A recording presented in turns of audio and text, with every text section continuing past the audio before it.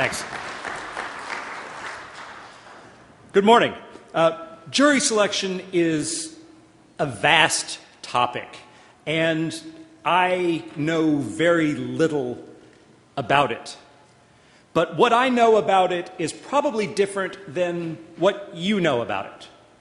You might know, many of you I see out there have tried many more cases to juries than I have, and you might know 5% of everything that there is to know about jury selection, and I might know 2% of everything that there is to know about jury selection. But if my 2% is different than your 5%, and I can convey part of that 2% to you, then I think I will have done my job here today. I'd like to talk about 3 topics today. The first one is some interesting legal questions in jury selection. And there's a paper for you. I wrote a paper which has the law as it stands now on jury selection. It's in your book. You don't have to follow along. There's not going to be any following along. But if you want to know the law of jury selection, go to the paper. Moreover, I've included in there boxes with checklists, preservation of error checklists, for example, that I think might be helpful to you in trial, whichever side of the courtroom you're sitting on. So take a look at the paper at your convenience. If you want a reference for the law of jury selection, I think I've covered it.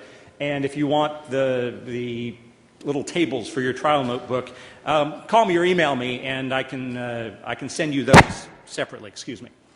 So first I want to talk about interesting legal questions, things that kind of got me thinking while I was writing the paper. Second, I'd like to talk about a little science, the science of jury selection, which I think as criminal lawyers on both sides, we neglect.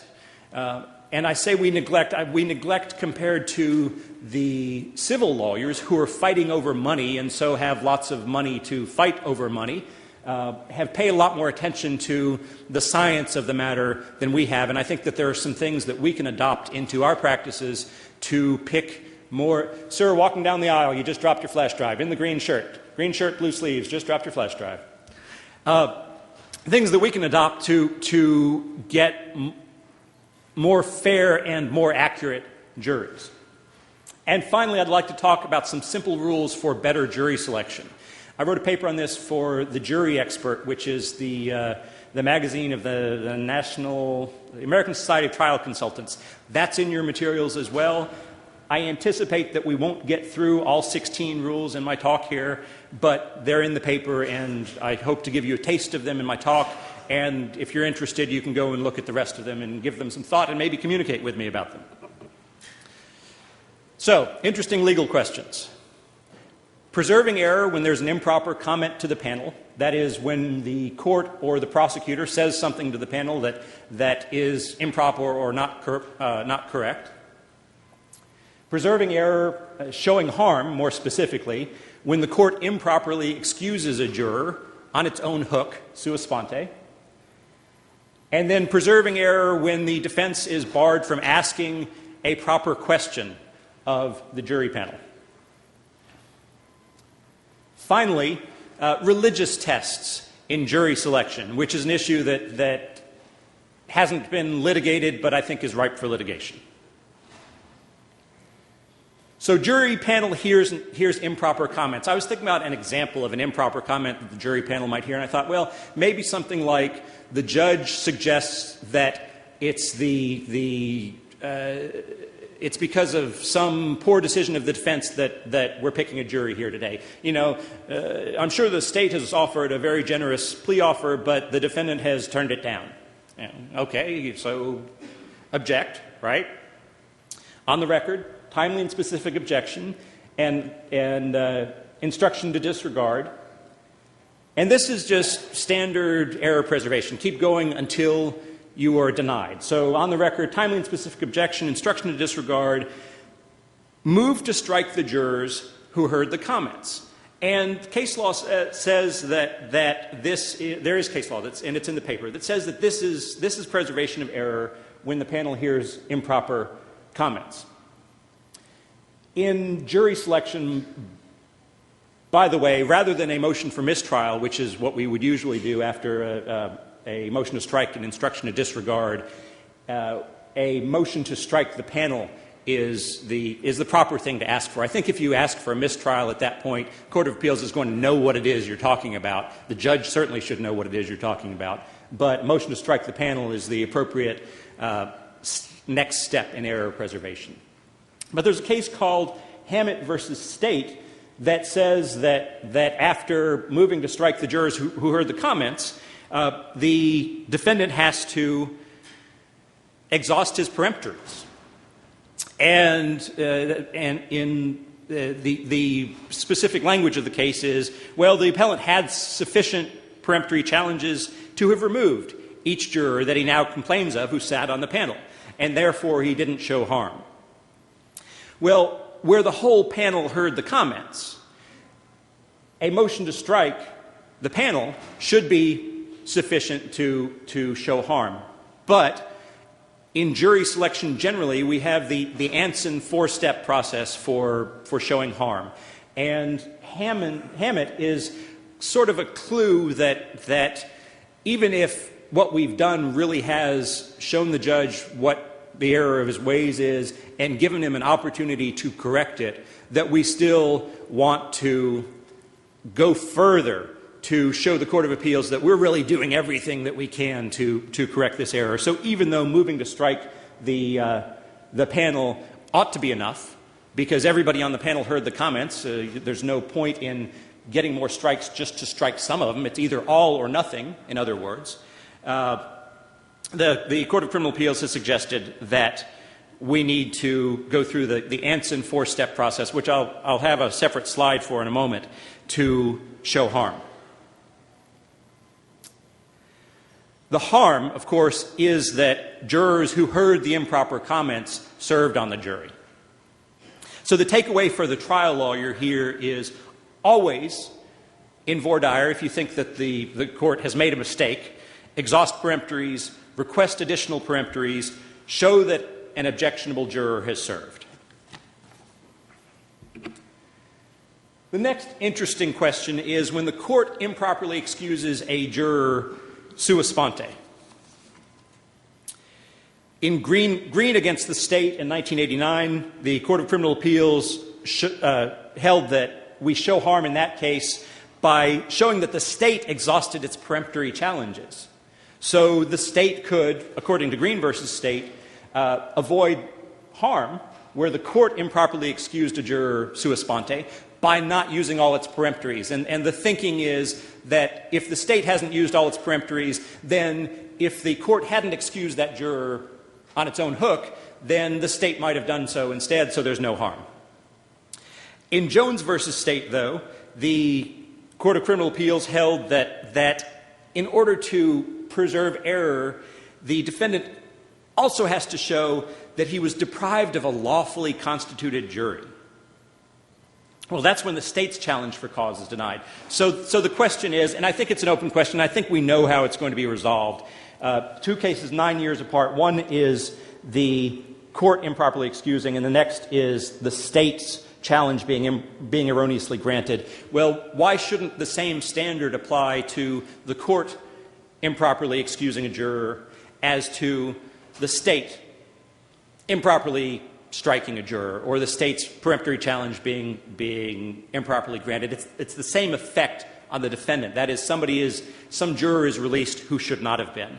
And I think that the outcome of this is going to be, Jones is going to be that even when the court improperly excuses a juror, as when a state strike is improperly allowed, that we're going to have to show deprivation of a lawfully constituted jury, which, as a practical matter, is not going to happen. There hasn't been a case that I know of since Jones in which a court has found an improperly constituted jury. Improperly constituted jury means we have a right to a lawful jury. We don't have a right to a particular 12 jurors. So as long as the 12 jurors who served were qualified to serve, I think the Court of Appeals can say, well, it's not unlawfully constituted. The third interesting legal issue, well, I'll get to in just a moment. Y'all have to be familiar with the four-step process for showing harm in voir dire. Well, you defense lawyers have to know this. If you're going to be picking juries, this has to be the first page of your jury selection notebook, okay? In order to show harm, and people say to preserve error, more specifically this is to show harm, you have to show that you exhausted your peremptory challenges, that you asked for more, that your request was denied, and that you had to accept an objectionable person as a result. And you have to show who that objectionable person was. You know, Judge, I've used up all my peremptories. Could I please have another peremptory? You can't have another peremptory. Okay, Judge, because I couldn't have another peremptory, juror number 17 is serving on this juror. I'm forced to accept this juror from the panel who is objectionable to me because I couldn't have another peremptory challenge. So when the defendant is barred from asking a proper question, well, Anson was that sort of case where the defendant was barred from asking a proper question. And so the four-step process was required to show harm where the defendant was not allowed to ask a specific question in Anson. In Rich, the Court of Criminal Appeals noted that taking the step of exhausting peremptory challenges and requesting more wouldn't have helped. It wouldn't have cured the harm since the error extended to the entire venire. The defendant was barred from asking this question to the whole venire, and so striking one more or two more jurors and then asking for more challenges wouldn't have cured the harm. In Rich, the court, Janey, mentioned the 44.2a and b harm analyses. In the Texas Rules of Appellate Procedure, Rule 44.2b covers constitutional harm. And in order for constitutional harm to not be reversed, the court has to find beyond a reasonable doubt that it was not harmless, which should be a difficult thing for a court to find. I have quibbled with appellate judges who are a little cavalier with the standard of beyond a reasonable doubt when they're dealing with harm. Rule 44.2a is the non-constitutional harm. I'm sorry, I have it backwards. Rich applied 44.2b, which is non-constitutional harm. Jones, in 2007, applied 44.2a, which is the constitutional harm test. So in Rich, the court noted that exhausting the peremptories wouldn't have cured the problem, but then applied the 44.2b easy analysis. In Jones, the Court of Criminal Appeals applied the 44.2a analysis under the theory that we have a right to be heard in court, and the right to question jurors is a part of the Texas Constitution's right to be heard. I think it's Article 1, Section 10. In Story, in 2010, an unpublished Court of Criminal Appeals opinion, the Court of Criminal Appeals went back to the Anson four-step test and 44.2b to test for harm in the situation where the defendant had been barred from asking a proper question. So we've got 4 Court of Criminal Appeals cases, we've got 4 different tests, but essentially what it comes down to is 44.2a or 44.2b, which applies when the defendant is barred from asking a proper question. And I think, in Jones, which was a 44.2a case, the court said, well, look, in Rich we applied 44.2b, but that's just because the appellant in Rich didn't argue 44.2a. So I think the takeaway for this, for the trial lawyer, is to make the constitutional objection if you're barred from asking a proper question. Judge, we have a right to be heard under the Texas Constitution. Mark says it's Article 1, Section 10, but look it up in my paper before you say that. Under Article 1, Section 10, we've got a right to be heard, and this is a constitutional violation. The takeaway for the appellate lawyer is don't assume that the less stringent harm analysis applies. In fact, argue for the more stringent one to apply. So those are the interesting legal questions that came up for me when I was writing the paper. This is something that I've been pondering for some time, is religious tests. How many prosecutors are left here today? Okay, cool. So you know this question. Is there anyone here who, because of their religious beliefs, is unable to judge other people? Right? Standard question in jury selection, because what you're looking for is the people who have been taught, judge not lest ye be judged, and who are going to take that into the criminal courthouse, and they're not going to be able to to find a person guilty because they've been told, judge not lest ye be judged. Well, I have an issue with that. My issue is Texas Constitution Article 1, Section 4 says no religious test shall ever be required as a qualification to any office or public trust in the state. The office of juror is an office and a public trust, and does your religion bar you from judging other people is a religious test. So does excluding a juror because of religious beliefs violate the Texas Constitution? It's an unlitigated question. By the way, the question, this is a bad way to phrase the question. Is there anyone here who, and it's for a reason that I'll discuss in the third part of this talk, the better way to ask the question, which is probably how you do it, is how many of you, because of your religious beliefs, are unable to judge other people?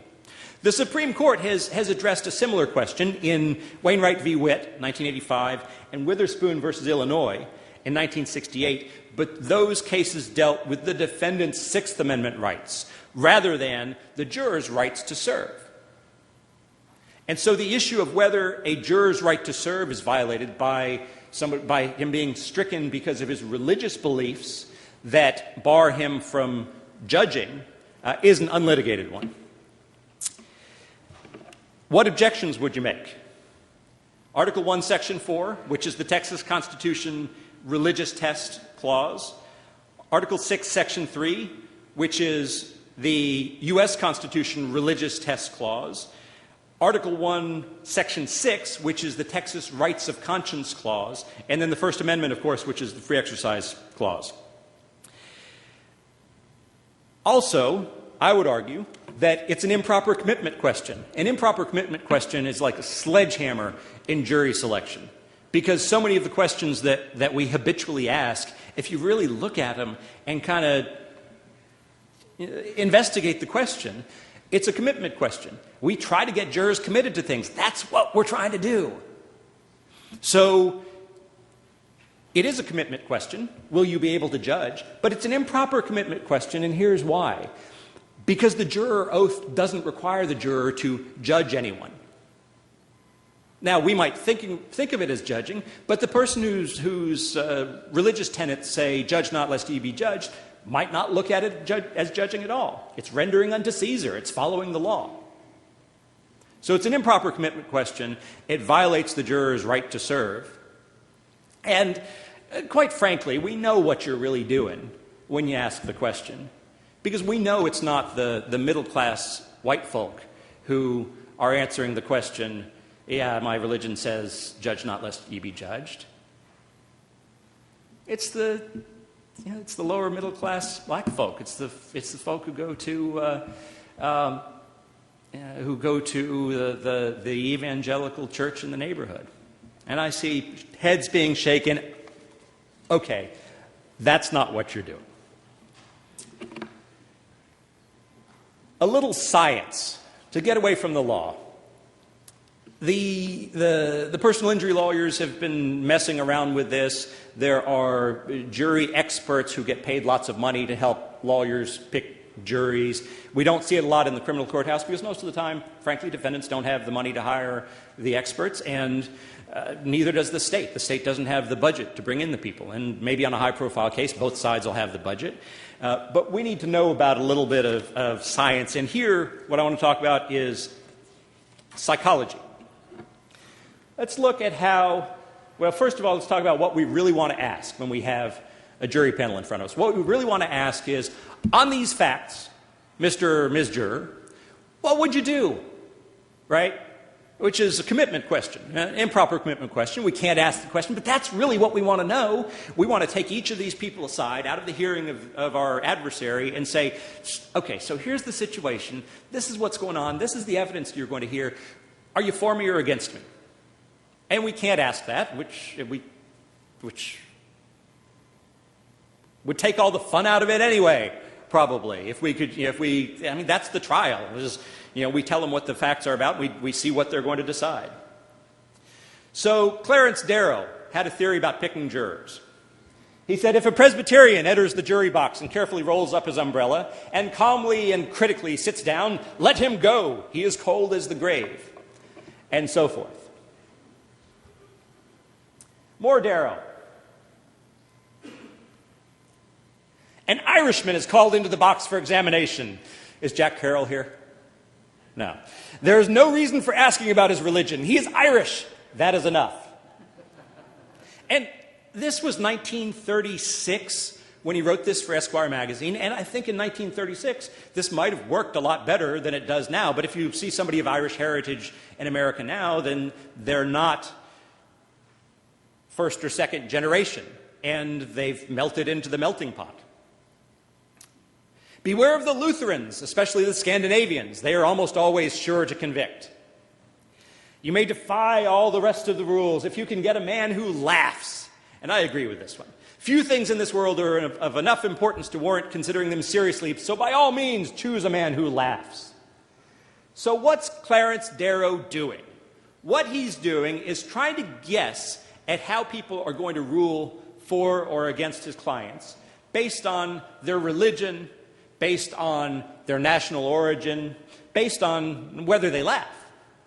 And so what we've got is successive approximations where we're trying to answer that question, Mr. or Ms. Juror, what are you going to do? Are you for me or against me? Without asking the question.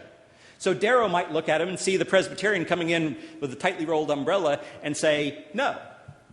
And what he's doing is, think of it as a Christmas present. He's got this box, and the box is the juror, and there's a lovely Christmas present inside, or there's something really cruddy inside, and he's looking at the wrapping paper and trying to figure out what's inside the package, right? That's what we do when we stereotype. And the way that we pick juries now, with the time limits that we're given, and especially in federal court, where the time limit for the lawyer's voir dire might be 0, we have to. We're forced, we're compelled to stereotype. Now, the stereotypes we may have our own stereotypes. We may not agree with Clarence Darrow about who's good and who's not, but we're forced to look at a limited amount of information in a non-capital case and decide based on very limited information whether we want the person on the jury or not, whether they're for us or against us. So there's a company in Houston called JuryQuest, and JuryQuest takes this approximation of what's in the package and takes it a little step farther on down the road. What JuryQuest does is looks at the information on the jury forms, and they have a database saying, okay, generally people who are school teachers, who are 50 to 55 years old, who are divorced, and who are white are better jurors for one side or for the other. And they grade the jurors with a numerical grade. And this is guessing what's in the gift, not just by looking at the wrapping paper, but by picking it up, by shaking it, by sniffing it, by listening to it, and thinking, okay, I've got this database of 100,000 other gifts, and this is most like that one. So I'm going to guess that this gift is going to be like that gift in the database. So we can get actually to a nearer approximation than that, something that the JuryQuest data is based on. There's a measurable psychological trait that can help us predict what a juror is going to do. Convict or acquit, be severe on punishment or be less severe on punishment, whether they're for us or against us. We can measure this trait. We lawyers can measure this trait. We can ask the jurors the questions that tell us, okay, where do you scale in this psychological trait?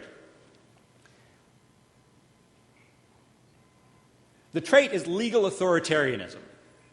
Authoritarianism has been found to correctly predict verdicts more often than any other trait measured, which is not to say that it's perfect, but there is a correlation between legal authoritarianism and convictions and punishment.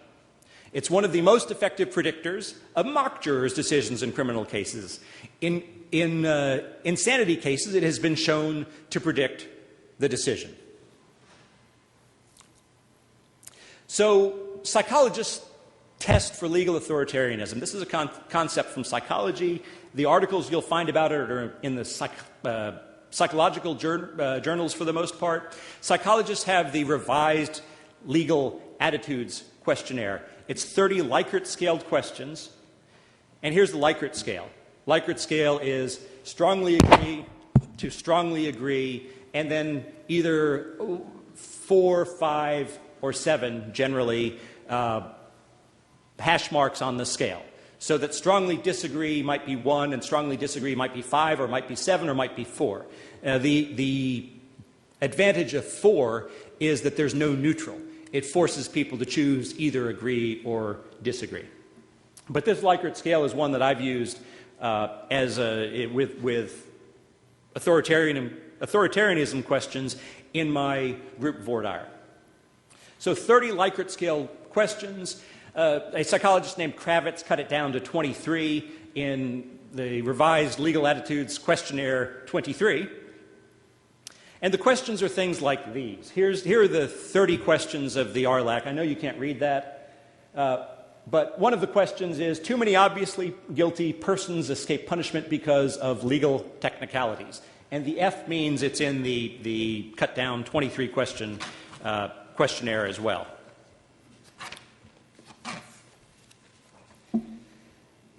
So the jurors would be asked to scale their agreement or disagreement with this question. Too many obviously guilty persons escape punishment because of legal technicalities. And you can kind of look at it and say, okay, someone who strongly agrees with that is someone who is more authoritarian. And you can just kind of intuitively say, you know, I'm a prosecutor, and if I had a choice between somebody who believes that too many obviously guilty people escape punishment because of technicalities and somebody who strongly disagrees with that, I'd rather have the person who strongly agrees.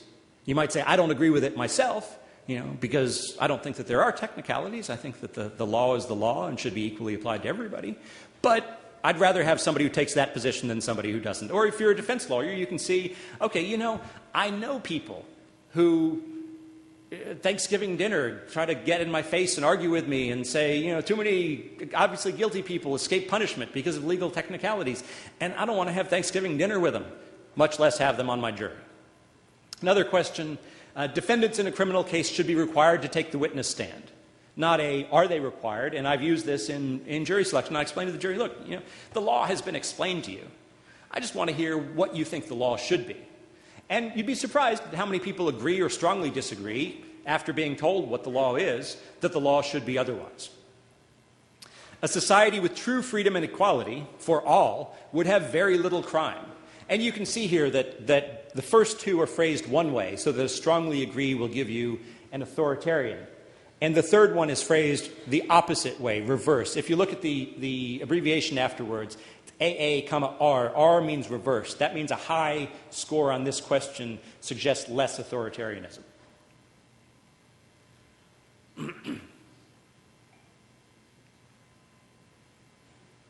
Well, that's odd. Okay, so application ideas. How do we use this? We can use part of the questionnaire in individual voir dire or in group voir dire. What I'll do is I'll have, at the end of my voir dire, if I have time that I think I can have dealt with the human beings, conversed with them, if I think I have some time left over, I'll put up some of these questions on the screen, and I'll go through the list and ask people, okay, on this question, 1 to 5, strongly disagree to strongly agree, where are you?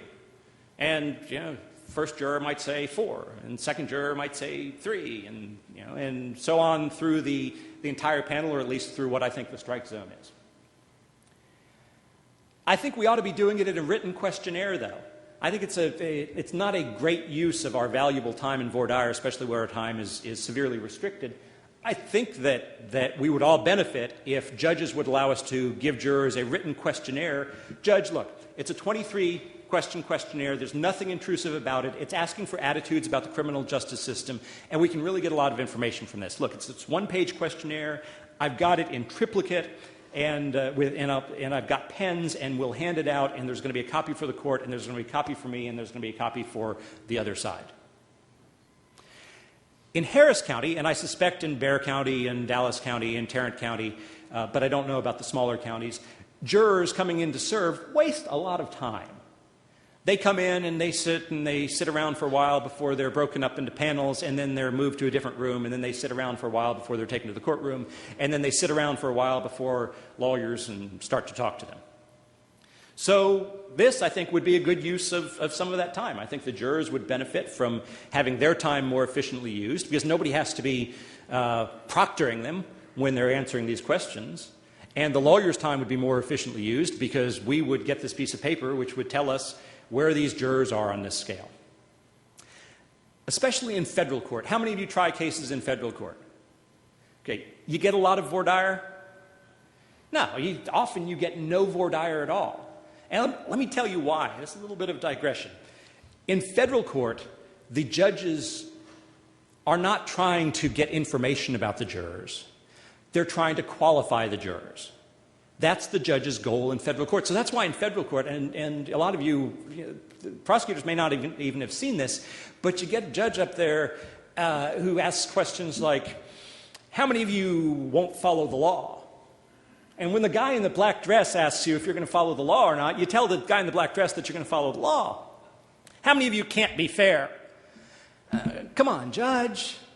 You know, that doesn't give us any useful information. I had a case that those of you from Houston know my friend Norm Silverman. And Norm was trying a case before Judge Atlas. And he got individual voir dire in this case before Judge Atlas. And we had it was a drug case. Norm tries drug cases. And he got to do his individual voir dire and just struck the whole panel. There weren't enough jurors left after Norm's voir dire because they were honest with him and they told him what they thought about certain facts in the case. The guy was Nigerian. That wasn't helpful to the jurors' desire to be fair in the case, or their ability to be fair in the case. To be fair, so we lost the whole jury panel, and the next day Judge Atlas had us come back and do it again. Only this time, she didn't allow the lawyers to do any voir dire, and we got the jury picked out of the first 30 people. And the difference wasn't the panel.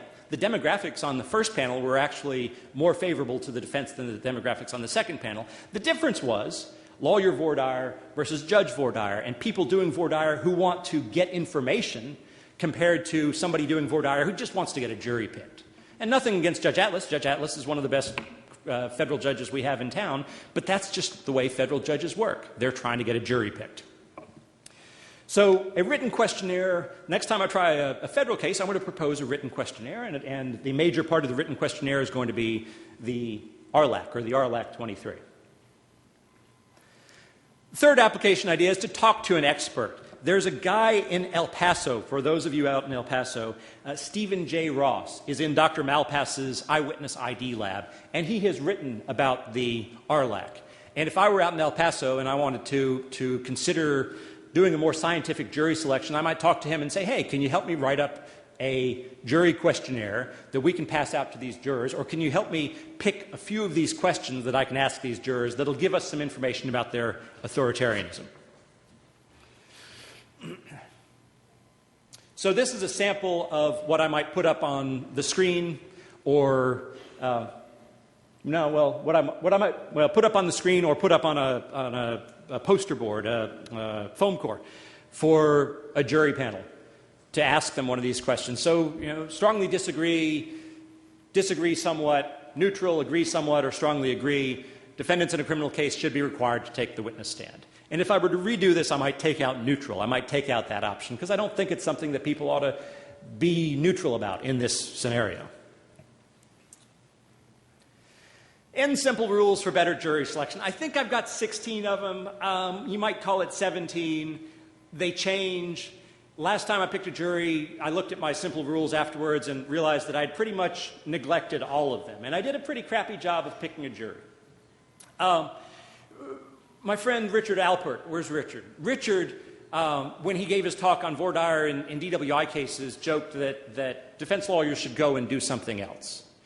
And very, very droll. I learned a lot from Richard's talk on voir dire, and there's nothing that he said that I disagree with. There's nothing that David Burrows said that I disagree with either. But I'd like the prosecutors to pay special attention to the simple rules for better jury selection. Because there are subliminal messages encoded that are going to make you want to leave the side of the government and come join me in defending your brothers and sisters who fall short of perfection and are accused of crime. So pay close attention, and I hope the subliminal messaging will work. Simple rules.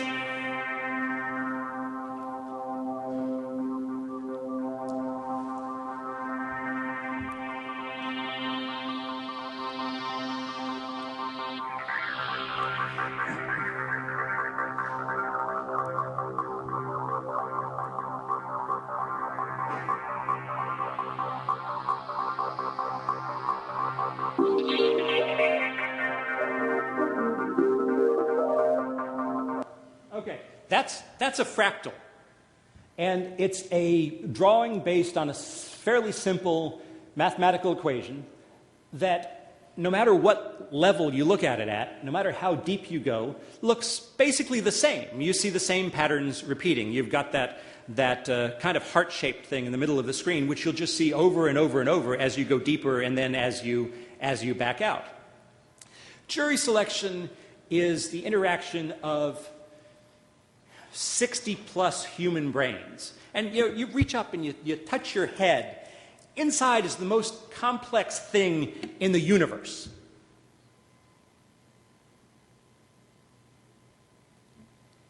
It's not possible to build a computer to do what your brain does. And in voir dire, you've got one of these brains, this impossibly complex 6-pound thing, interacting with maybe 60 others at the same time. And each one is constantly sending and receiving signals, words, body language, facial expressions. So given the complexity of this, and like I said at the beginning, I know very little about voir dire, what good are simple rules? This is only a guide. The idea here is better jury selection. It's not perfect jury selection. And for the prosecutors, you're my opening act. And I don't like it when you hand me a cold jury panel. I would really, all joking aside, I would like for you to do a good job in jury selection. I don't want you to do a great job. I don't want you to have them eating out of the palm of your hand. But I would like you to at least warm them up for me. When Led Zeppelin went on the road, Led Zeppelin didn't pick the worst possible bands for opening acts. Led Zeppelin picked acts that would actually warm up the audience. And so I would rather, I've had discussions with criminal defense lawyers who, believe it or not, are bigger zealots than me, who say, no, you shouldn't be teaching jury selection to prosecutors. Well, I disagree. I think that a good jury selection makes for a better trial, and I think that good prosecutorial jury selection helps to make for a good defense jury selection. Because if you hand them off to me and they're cold, there's not a whole lot that I can do to get them warmed up. Because if they've been sitting there being bored for an hour, it's going to take some energy to get them talking. So, rule 0, the purpose of jury selection in a non-capital case, it's not primarily about selecting a jury. If it were, we could go the federal route and say, okay, let's pick the first 12 people who aren't going to cop to being biased. The purpose of jury selection is to bond with the jury. The purpose of jury selection is to tell your story. The purpose of jury selection is to find strikes. And the purpose of jury selection is to insulate, doubters for the defense, true believers for the prosecution. Okay? To protect, what did Richard say? He said to protect the people who are on his side, to get them conditioned so that they're not subject to strikes. Rule 1 is the Nike rule. Just do it. And there are 3 levels of this. First of all, pick juries. If you can't pick juries, if you don't pick juries, how do you practice picking juries? Well, you can talk to people. Go up to the guy on the street and say, hi, I'm Mark. What's your name? Get out there and talk to people. Interact with them. The second level is to pick your own jury. Don't let the judge do it. And if you're in federal court, try to get the ability to pick that jury. And if the judge covers topics that are important to your telling of your story, then talk about those topics yourself. Don't rely on the judge to tell part of your story for you. Finally, get up there and talk. When you pick a jury, just get up, just do it. Just don't be afraid of these 60 people. They're not going to bite you. Just do it. I had a report last week of a Houston lawyer, inexperienced lawyer, first jury trial, who got someone else to do voir dire for her. Now, she was going to try the case, but she was afraid to talk to the jury panel, and she got a more experienced lawyer to voir dire the panel for her. That's the one part of the trial that you have to do yourself. I mean, you can foist off the cross-examination of a witness on somebody else, direct examination on somebody else, closing argument even on somebody else. But voir dire, you've got to be the one to talk to. If it's your case, you've got to be the one to talk to the jurors. Rule number 2, the blind date rule. Treat jury selection like a blind date with 60 people. Okay, so what does that mean? What it means is you're trying to learn enough about them that you know whether you want to hang out with them anymore. And you're trying to get them to like you enough that if you want to hang out with them anymore, they want to hang out with you anymore. So you come in and you know very little about them. You've been set up on this blind date by the district clerk. And there are these 60 people here. And so behave as though you are interacting with human beings, because you are, and they're human beings who are going to make judgments of you, and you want to find out about them, but you also want them to maybe find out about you, a little bit about you, but more importantly to like you and to want to come back and spend more time with you. Rule 3 is the Shrek rule. I kind of got off to a bad start yesterday, and I wanted to make it up to you. I mean, after all, you did rescue me. Thanks. Well, eat up. We've got a big day ahead of us.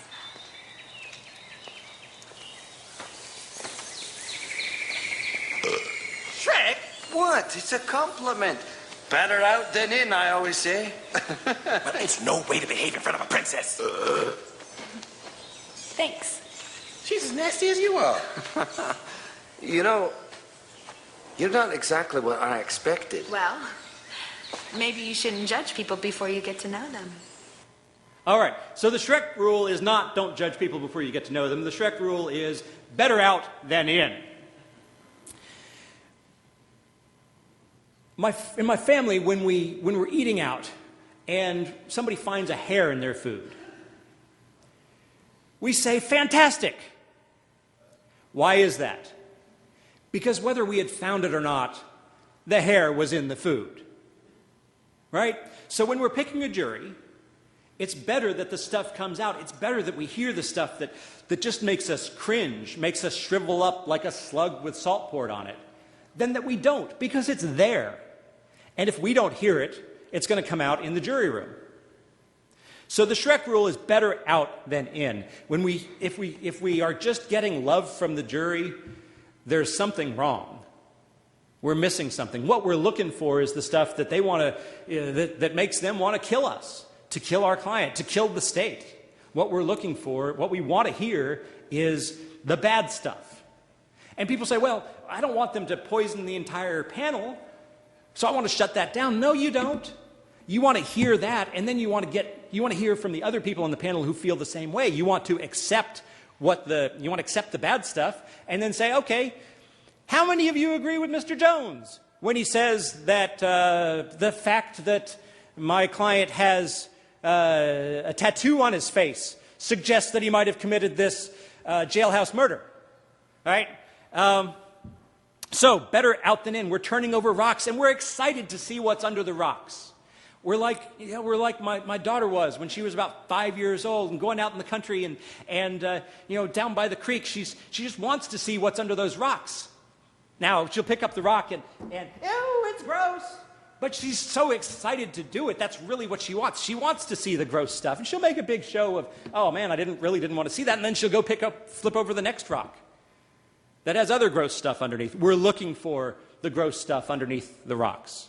And a federal judge does a bad jury selection because the federal judge doesn't look for the gross stuff underneath the rocks. The federal judge discourages people from showing the gross stuff underneath the rocks. So better out than in. Rule 4 is the 90-10 rule. Don't lecture. And I think Richard and David both said this in their their DWI voir dire talk. Don't lecture. I can tell a good voir dire from a bad voir dire, whether I'm conducting it or somebody else is, by listening to the voices. If I hear the lawyer's voice talking 90% of the time and the potential jurors talking 10% of the time, I know it's a bad voir dire, even if it's me. If I get myself in that position where I'm talking and then getting short responses from the jury, that's a bad voir dire. If I hear the jury talking 90% of the time and the lawyer, me or somebody else, talking 10% of the time, that's a voir dire that's working. We're getting information from the jurors. We're not lecturing them. We're having a conversation with them. We're guiding their conversation amongst themselves. 90-10. Rule 5.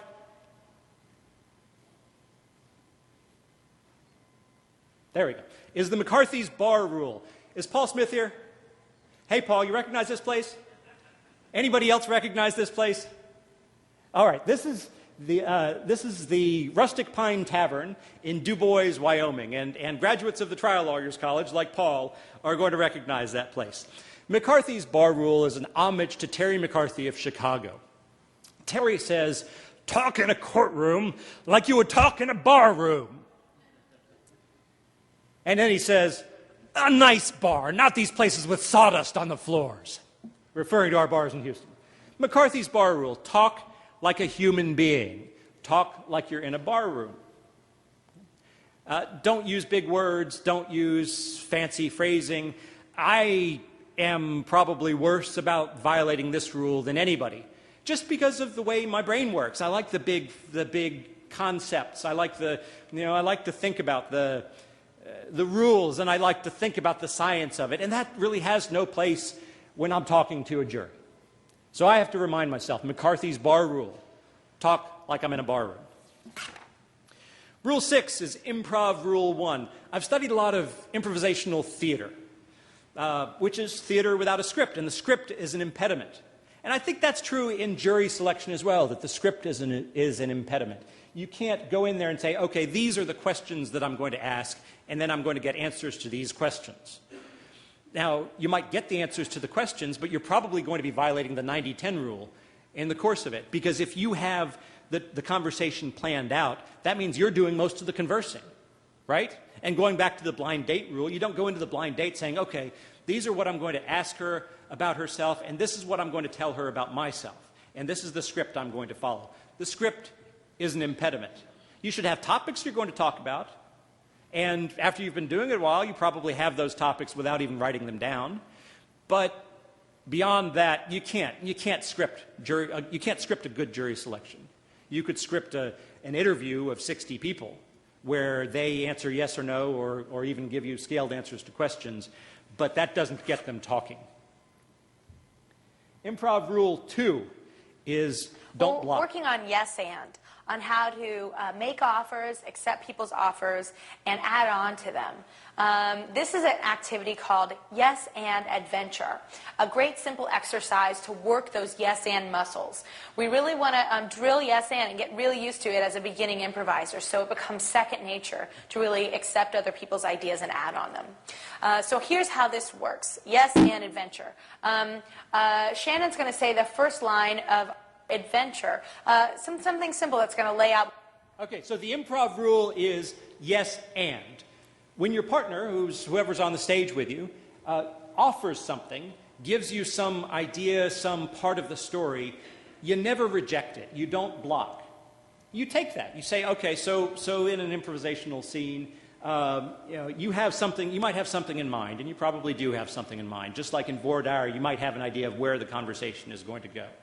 And so in improv, I might be thinking, okay, I'm a bartender, and I'm polishing the bar. And my partner says, well, that was a lovely moonset we had here on Mars today. And suddenly, instead of being a bartender in the Old West, I'm a bartender on Mars. And I can't say, are you crazy? This isn't Mars, this is the Old West. I have to take it, and I have to go with it and build on it. Okay? So that's yes and. You take what your partner, and in voir dire, the partner is the jury, You take what they give you and you build on it instead of rejecting it. What we're doing, like walking through the forest or going to the beach or in the jungle, something like that. Give us a little bit of a place. And then I'm going to say, yes, and I'm going to finish the line. And I'm also going to be acting out the story as we go. And then Shannon's going to say, yes, and he's going to act out the story. And so we're going to go back and forth, kind of both of us on adventure together. Nothing's going to happen kind of between us. We're not going to have any conflict. We're just going to both experience this adventure together. So let's get started. Well, Jennifer, X marks the spot, and I think that this is it, where the treasure is. Yes, and let's get our shovels and start digging for the treasure. Yes, and I've got gloves to protect our hands from blisters. Yes, and I've got super digging strength from all my weightlifting practice. Yes, and I have X-ray vision that can see through this sand, and the treasure is definitely there. Yeah. Okay, so you get the idea. It's yes and. You take what the person offers you and you build on it. So at any point, either of them could have violated this first rule of improvisational theater and said, no, you don't have super strength. We're ordinary people. And it would have killed the scene. Now, not a lot is happening in this scene, but it's a story that's building up. They're starting to tell the story together.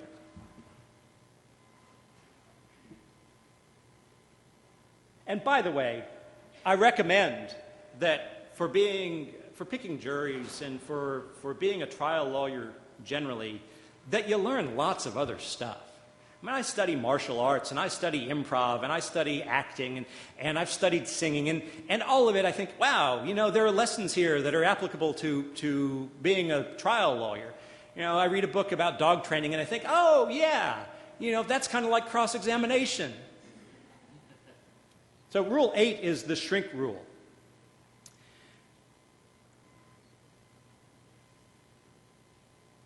A yes or no question is not as good as an open-ended question. And the best open-ended questions are, generally, and it depends on the topic, how do you feel? Because how do you feel engages the jurors' hearts and their guts, rather than just their brains.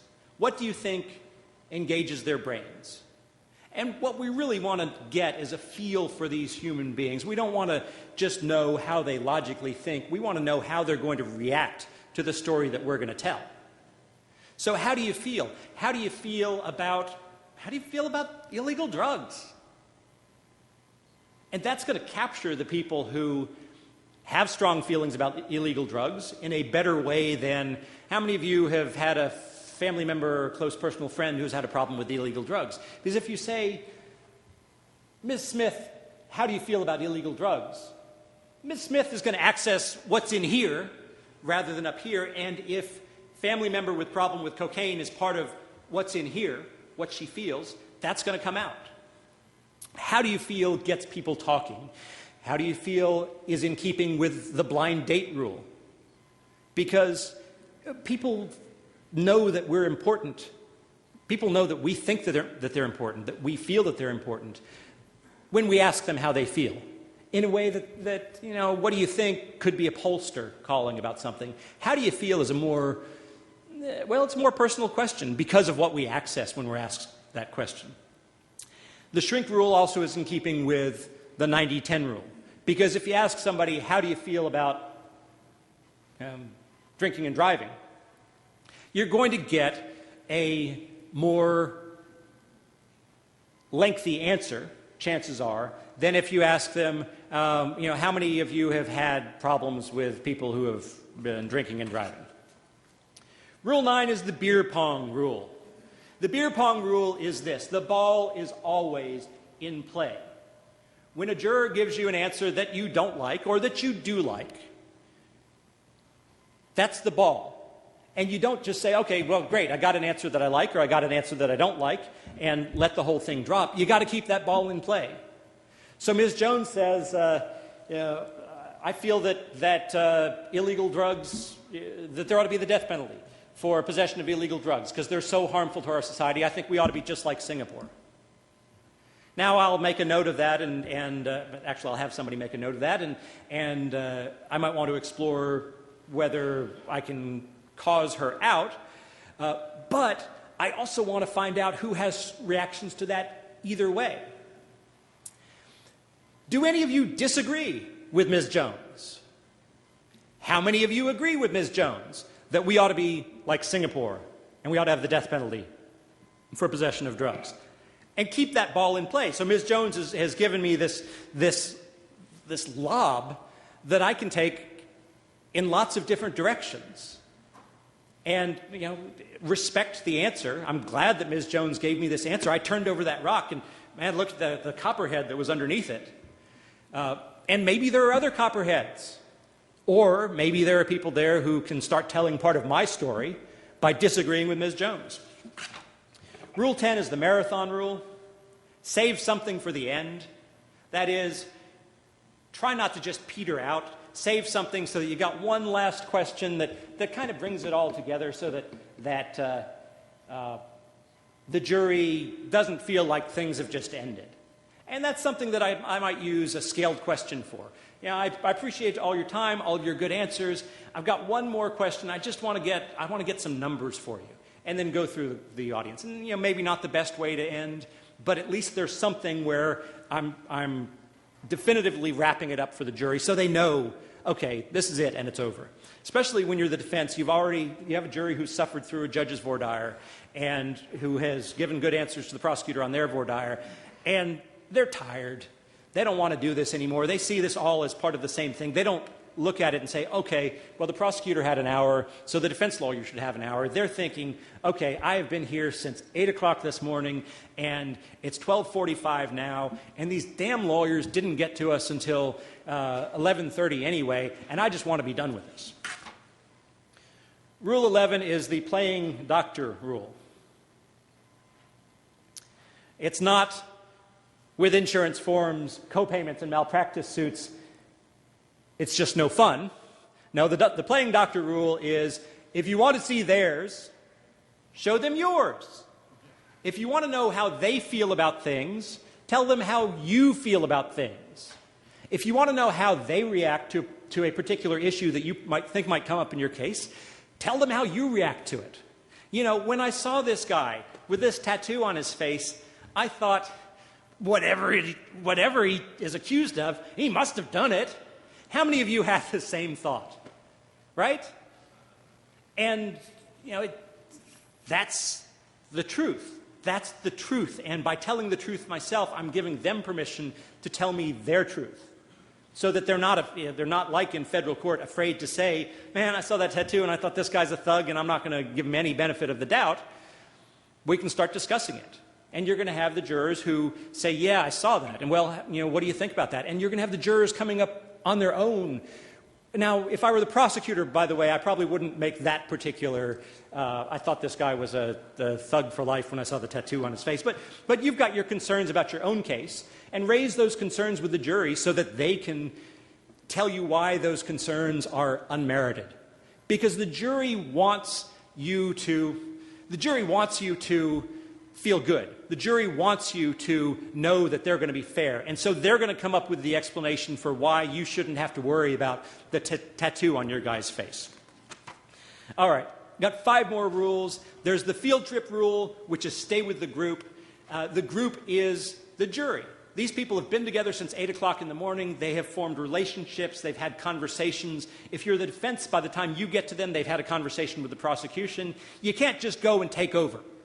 You've got to judge the mood of the group. You've got to see what they've talked about before, and you've got to guide the group the way that you want the group to go. To guide them, you have to first follow their lead. You see where they're going now. Rule 13 is the undertow rule, which is never swim alone. Always have somebody else there to pick a jury with you. I think prosecutors do this because prosecutors' offices generally have a younger lawyer who wants to learn from the older lawyer. A lot of us defense lawyers are solos.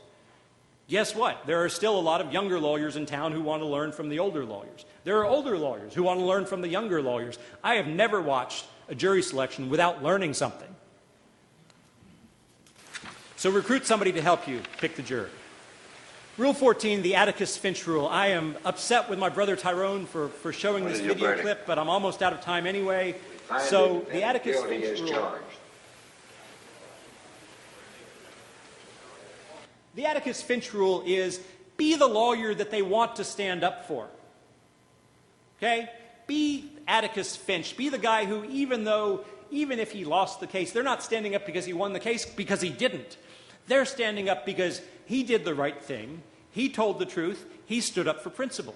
Whether you're the state or whether you're a defense lawyer, be that guy. Be the guy who the jury wants to stand up for. Don't be the guy who's sneaky, who's asking trick questions, who's trying to fool them into saying things that get them off the jury or that help your case. Be Atticus Finch. Rule 15 is the bat rule. Okay? That's the sound of a bat. I don't know what kind of bat. The bat rule is listen or starve. Bats send out these signals, but the signals don't give them any information until they come back. So in jury selection, the signals that we send out don't give us any information. It's the signals that come back that give us the information. Listen or starve. Finally, and I'm a minute over, the herd rule. And this is why the question, do any of you have religious beliefs that would keep you from judging another person? This is why I contend that's a poorly phrased question, even aside from the issue of whether it's a religious test. It's a poorly phrased question because studies have shown that if you ask, do any of you do something, do any of you brush your teeth every morning, you're going to get fewer responses than if you ask, how many of you brush your teeth every morning? The takeaway here is that people like to be part of the group. And when you ask a question that makes it clear to these jurors, or makes it seem to these jurors, that they're part of a larger group, that presumes that they're part of a larger group, you're going to get more reactions than if you ask a question that makes them think maybe they're alone. And that can work both ways. If you want to get a lot of people to respond to your question, then you might ask, how many of you, whatever. If you don't want a lot of people to respond, if you're asking a question that might reveal people who sympathize with you, you might ask, do any of you, whatever. Because the jurors hearing the question, do any of you, are less likely to respond positively than the jurors who hear the question, how many of you? And that is the 16, maybe 17 simple rules for better jury selection. They're in your materials along with my paper on the law. Online resources, there are several jury experts who communicate on Twitter and have lots of useful information. Dennis Elias, Sunwolf out in California, Rita Handrich, who I think is in Austin. And then there are blogs as well. Check out my blog, defendingpeople.com or bennettandbennett.com.